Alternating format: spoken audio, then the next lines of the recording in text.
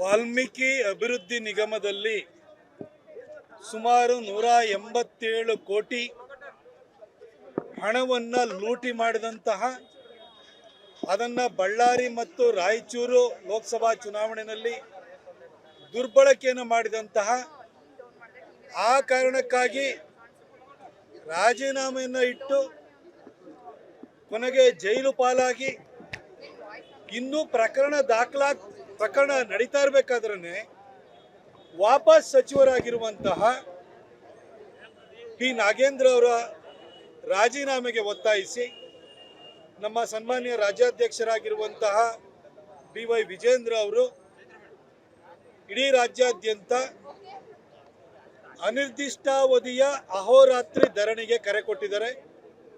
ನಾವು ಕೂಡ ನಮ್ಮ ಮೈಸೂರಿನಲ್ಲಿ DC ಕಚೇರಿ ಎದುರುಗಡೆ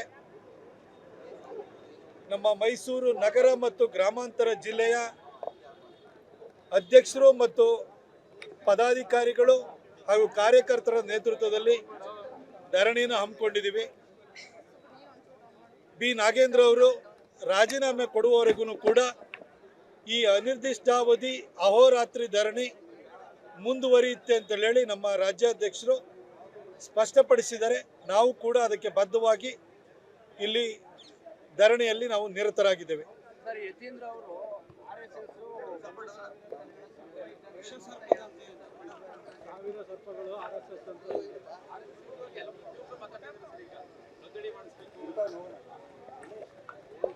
ಅವ್ರ ಬಗ್ಗೆ ಸಾಕಷ್ಟು ಸರಿ ಹೇಳಿದ್ದೀನಿ. ಪದೇ ಪದೇ ಅದನ್ನು ಹೇಳಲಿಕ್ಕೆ ನನಗೆ ಇಷ್ಟ ಇಲ್ಲ.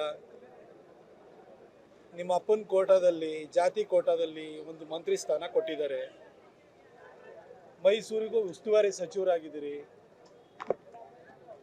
ಎಲ್ಲ ಕಡೆ ರಸ್ತೆಗಳು ಗುಂಡಿ ಬಿದ್ದಿದ್ದಾವೆ. ಏನೇನೋ ಅಭಿವೃದ್ಧಿ ಕಾಮಗಾರಿಗಳು ನಡೀತಾ ಇಲ್ಲ. ಹಾಗಾಗಿ ಈ ಅಭಿವೃದ್ಧಿಯತ್ತ ಮುಂಬರುವ ದಸರಾಕ್ಕೆ ಪ್ರಿಪರೇಷನ್ ಮಾಡುವತ್ತ ಗಮನ ಹರಿಸಿ ಈ ಅಧಿಕ ಪ್ರಸಂಗವನ್ನ ಪ್ರಿಯಾಂಕಾ ಖರ್ಗೆ ಮಾಡ್ಕೊಂಡೇ ಬರ್ತಿದ್ದಾರೆ. ಅಲ್ಲಿ ಕಲಬುರಗಿಯಲ್ಲಿ ಒಬ್ಬ ಅಧಿಕ ಪ್ರಸಂಗಿ, ಮೈಸೂರಲ್ಲಿ ಇನ್ನೊಬ್ಬ ಅಧಿಕ ಪ್ರಸಂಗಿ ನೀವು ಆಗಬೇಡಿ ಅಂತ ಅಷ್ಟೇ ಅವರಿಗೆ ಕಿವಿ ಮಾತನ್ನು ಹೇಳಲಿಕ್ಕೆ ಬಯಸ್ತೀನಿ. ವಾಲ್ಮೀಕಿ ಅಭಿವೃದ್ಧಿ ನಿಗಮದಲ್ಲಿ ಸುಮಾರು 187 ಕೋಟಿ ಹಣವನ್ನು ಲೂಟಿ ಮಾಡಿದಂತಹ ಅದನ್ನು ಬಳ್ಳಾರಿ ಮತ್ತು ರಾಯಚೂರು ಲೋಕಸಭಾ ಚುನಾವಣೆಯಲ್ಲಿ ದುರ್ಬಳಕೆಯನ್ನು ಮಾಡಿದಂತಹ ಆ ಕಾರಣಕ್ಕಾಗಿ ರಾಜೀನಾಮೆಯನ್ನು ಇಟ್ಟು ಕೊನೆಗೆ ಜೈಲು ಪಾಲಾಗಿ ಇನ್ನೂ ಪ್ರಕರಣ ನಡೀತಾ ಇರಬೇಕಾದ್ರೆ ವಾಪಸ್ ಸಚಿವರಾಗಿರುವಂತಹ ಪಿ ನಾಗೇಂದ್ರ ಅವರ ರಾಜೀನಾಮೆಗೆ ಒತ್ತಾಯಿಸಿ ನಮ್ಮ ಸನ್ಮಾನ್ಯ ರಾಜ್ಯಾಧ್ಯಕ್ಷರಾಗಿರುವಂತಹ BY ವಿಜೇಂದ್ರ ಅವರು ಇಡೀ ರಾಜ್ಯಾದ್ಯಂತ ಅನಿರ್ದಿಷ್ಟಾವಧಿಯ ಅಹೋರಾತ್ರಿ ಧರಣಿಗೆ ಕರೆ ಕೊಟ್ಟಿದ್ದಾರೆ. ನಾವು ಕೂಡ ನಮ್ಮ ಮೈಸೂರಿನಲ್ಲಿ DC ಕಚೇರಿ ಎದುರುಗಡೆ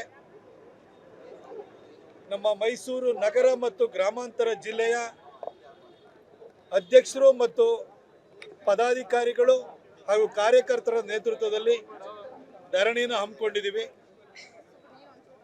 ಬಿ ನಾಗೇಂದ್ರ ಅವರು ರಾಜೀನಾಮೆ ಕೊಡುವವರೆಗೂ ಕೂಡ ಈ ಅನಿರ್ದಿಷ್ಟಾವಧಿ ಅಹೋರಾತ್ರಿ ಧರಣಿ ಮುಂದುವರಿಯುತ್ತೆ ಅಂತ ಹೇಳಿ ನಮ್ಮ ರಾಜ್ಯಾಧ್ಯಕ್ಷರು ಸ್ಪಷ್ಟಪಡಿಸಿದ್ದಾರೆ.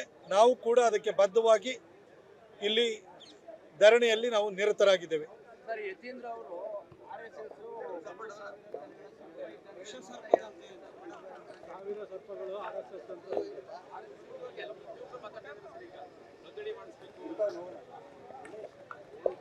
ಅವ್ರ ಬಗ್ಗೆ ಸಾಕಷ್ಟು ಸರಿ ಹೇಳಿದ್ದೀನಿ. ಪದೇ ಪದೇ ಅದನ್ನು ಹೇಳಲಿಕ್ಕೆ ನನಗೆ ಇಷ್ಟ ಇಲ್ಲ. ನಿಮ್ಮ ಅಪ್ಪನ ಕೋಟಾದಲ್ಲಿ, ಜಾತಿ ಕೋಟಾದಲ್ಲಿ ಒಂದು ಮಂತ್ರಿ ಸ್ಥಾನ ಕೊಟ್ಟಿದ್ದಾರೆ. ಮೈಸೂರಿಗೂ ಉಸ್ತುವಾರಿ ಸಚಿವರಾಗಿದ್ದೀರಿ. ಎಲ್ಲ ಕಡೆ ರಸ್ತೆಗಳು ಗುಂಡಿ ಬಿದ್ದಿದ್ದಾವೆ. ಏನೇನೋ ಅಭಿವೃದ್ಧಿ ಕಾಮಗಾರಿಗಳು ನಡೀತಾ ಇಲ್ಲ. ಹಾಗಾಗಿ ಈ ಅಭಿವೃದ್ಧಿಯತ್ತ ಮುಂಬರುವ ದಸರಾಕ್ಕೆ ಪ್ರಿಪರೇಷನ್ ಮಾಡುವತ್ತ ಗಮನ ಹರಿಸಿ ಈ ಅಧಿಕ ಪ್ರಸಂಗವನ್ನ ಪ್ರಿಯಾಂಕಾ ಖರ್ಗೆ ಮಾಡ್ಕೊಂಡೇ ಬರ್ತಿದ್ದಾರೆ. ಅಲ್ಲಿ ಕಲಬುರಗಿಯಲ್ಲಿ ಒಬ್ಬ ಅಧಿಕ ಪ್ರಸಂಗಿ, ಮೈಸೂರಲ್ಲಿ ಇನ್ನೊಬ್ಬ ಅಧಿಕ ಪ್ರಸಂಗಿ ನೀವು ಆಗಬೇಡಿ ಅಂತ ಅಷ್ಟೇ ಅವರಿಗೆ ಕಿವಿ ಮಾತನ್ನು ಹೇಳಲಿಕ್ಕೆ ಬಯಸ್ತೀನಿ.